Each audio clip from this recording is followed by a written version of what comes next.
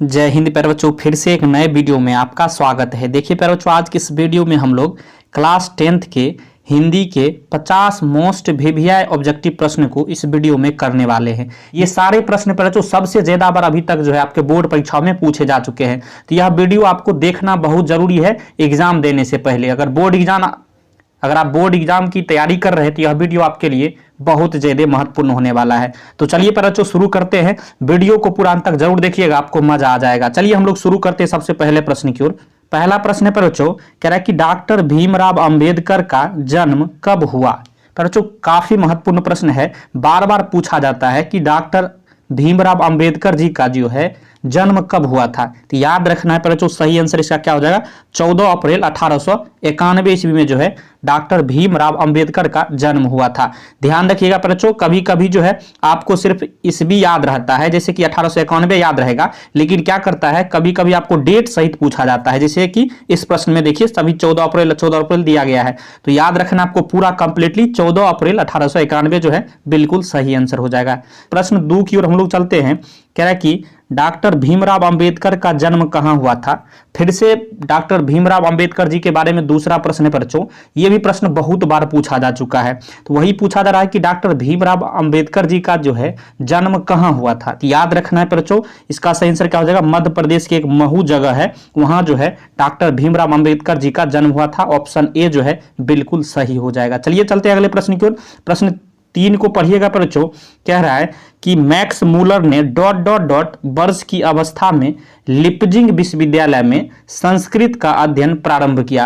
कहने का मतलब हुआ मैक्स मूलर जो थे वह किस वर्ष की अवस्था में जो है लिपजिंग विश्वविद्यालय में जो है संस्कृत का अध्ययन का जो है प्रारंभ किया था। मतलब संस्कृत का अध्ययन जो है उसने वहां से प्रारंभ किया था, वही पूछा जा रहा है कि किस वर्ष की अवस्था में। तो याद रखिएगा बच्चों, काफी महत्वपूर्ण है, बहुत बार यह प्रश्न पूछा जा चुका है। तो 18 वर्ष की अवस्था में बच्चों याद रखना है, कितने वर्ष की अवस्था में, 18 वर्ष की अवस्था में। ऑप्शन डी जो है बिल्कुल करेक्ट हो जाएगा।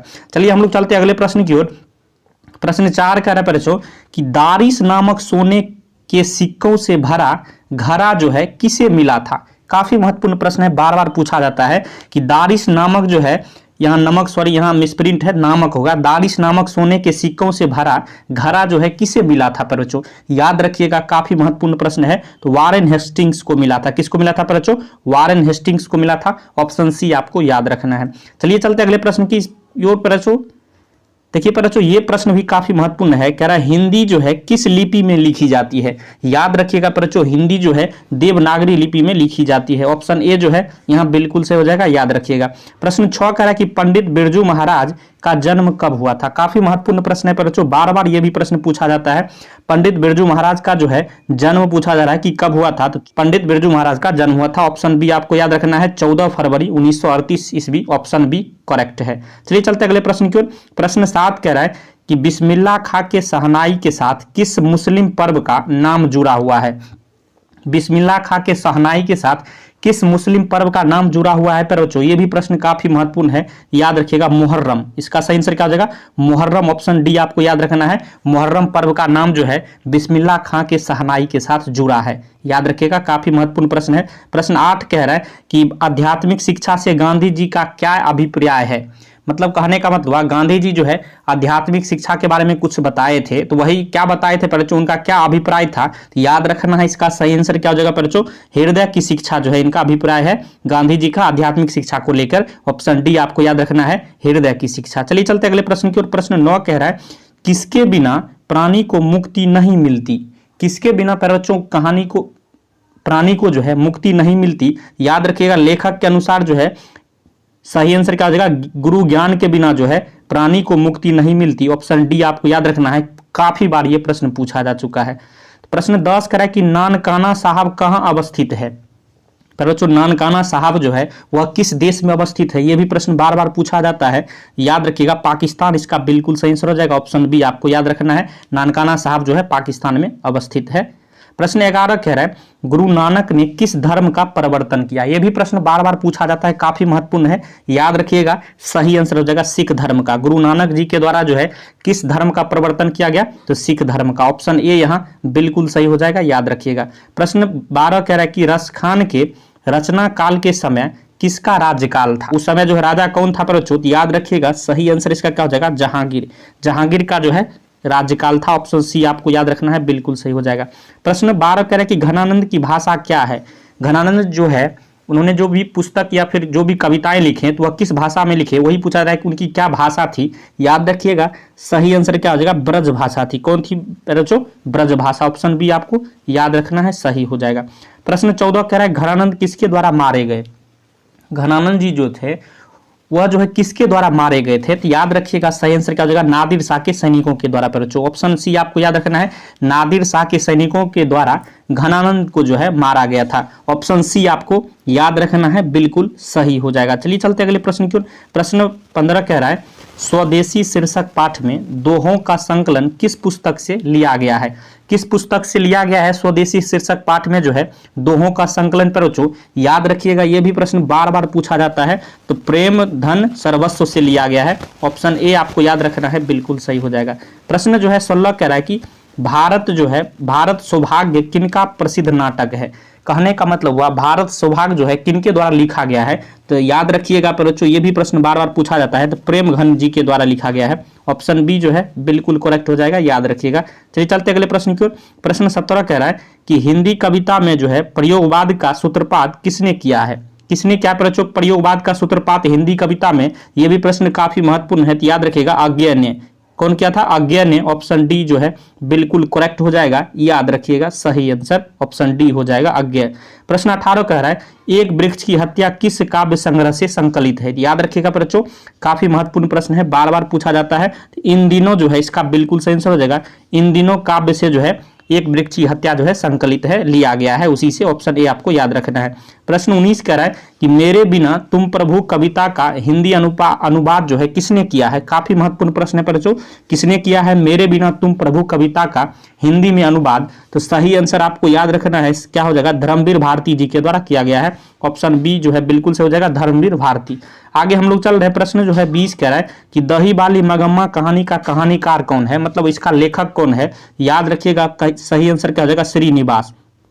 ऑप्शन ए जो है बिल्कुल करेक्ट है, याद रखिएगा, काफी महत्वपूर्ण प्रश्न है। प्रश्न 21 कह रहा है कि मगम्मा क्या बेचती थी? याद रखिएगा बच्चों, अगर आप कहानी पढ़े होइएगा तो आपको पूरी याद होगा। मगम्मा जो है दही बेचती थी। क्या बेचती थी बच्चों? दही। ऑप्शन सी आपको याद रखना है, यह भी प्रश्न बार बार पूछा जाता है। प्रश्न 22 कह रहा है कि ढहते विश्वास कहानी का कहानीकार कौन है? याद रखिएगा बच्चों, कौन है?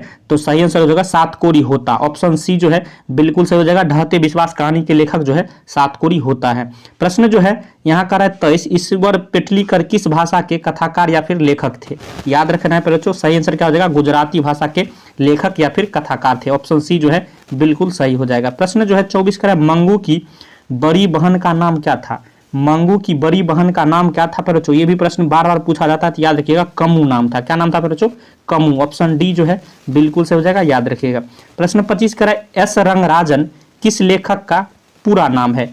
एस रंगराजन जो है किस लेखक का पूरा नाम है बच्चों? तो याद रखिएगा सुजाता का। सुजाता जो एस रंगराजन का जो उपनाम क्या है? सुजाता।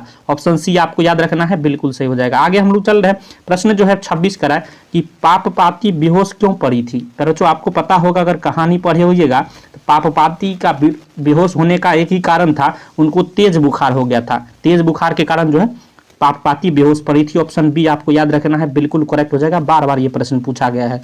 प्रश्न 27 करा कि भ का उच्चारण स्थान क्या है बच्चों? भ। देखिए खुद से बोल के देखिए, भ मतलब दोनों देखिए ओठ से निकल रहा है, तो ऑप्शन ए क्या हो जाएगा? बिल्कुल से हो जाएगा, ये जो है ओष्ठ से जो है इसका उच्चारण स्थान है। ऑप्शन ए आपको याद रखना है। प्रश्न 28 करें गिरोह शब्द जो है कौन संज्ञा है? यह भी प्रश्न काफी महत्वपूर्ण है, याद रखिएगा। गिरोह शब्द जो है ये समूहवाचक संज्ञा है। देखिए क्या कहते हैं, गिरोह मतलब एक से अधिक जहां आदमी रहता है उसी को ना गिरोह बोला जाता है, तो ये समूहवाचक का जो है ना संज्ञा हो जाएगा, समूहवाचक याद रखना है। ऑप्शन सी सही हो जाएगा।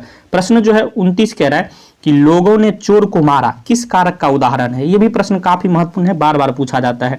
लोगों ने चोर को मारा किस कारक का उदाहरण है बच्चों? तो याद रखिएगा ये कर्म कारक का उदाहरण है। ऑप्शन सी बिल्कुल से हो जाएगा, क्योंकि लोगों ने चोर को मारा तो कुछ ना कुछ तो काम किया। लोगों को मारना जो है चोर का एक प्रकार का काम है, इसलिए ये कर्म कारक हो जाएगा। आगे हम लोग चल रहे प्रश्न 30 कह रहा है कि जो शब्द संज्ञा या फिर सर्वनाम की विशेषता बताता है उसे क्या कहते हैं? याद रखिएगा बच्चों, उसे जो है विशेषण बोला जाता है। क्या बोला जाता है? विशेषण। याद रखिएगा ऑप्शन सी जो है बिल्कुल करेक्ट हो जाएगा, क्योंकि सर्वनाम या फिर संज्ञा की विशेषता जो है विशेषण के द्वारा बताया जाता है। तो ऑप्शन सी इस तरह से बिल्कुल सही हो जाएगा। देखिए बच्चों, हमने टोटल इस वीडियो में 30 ऐसे प्रश्न किए हैं। यकीन के साथ मैं दावे के साथ कहता हूं कि पूरे यूट्यूब पर ऐसा वीडियो आपको नहीं मिलेगा। ये ऐसे प्रश्न है जो कि आपके परीक्षाओं में 2009 से लेकर अभी 2024 तक सबसे ज्यादा बार प्रश्न पूछे गए हिंदी को, यही सारे प्रश्न हैं। वीडियो अगर पसंद आया हो तो लाइक करिएगा, चैनल पर नए हैं सब्सक्राइब कर लीजिए और अपने दोस्तों में भी शेयर कर दीजिए।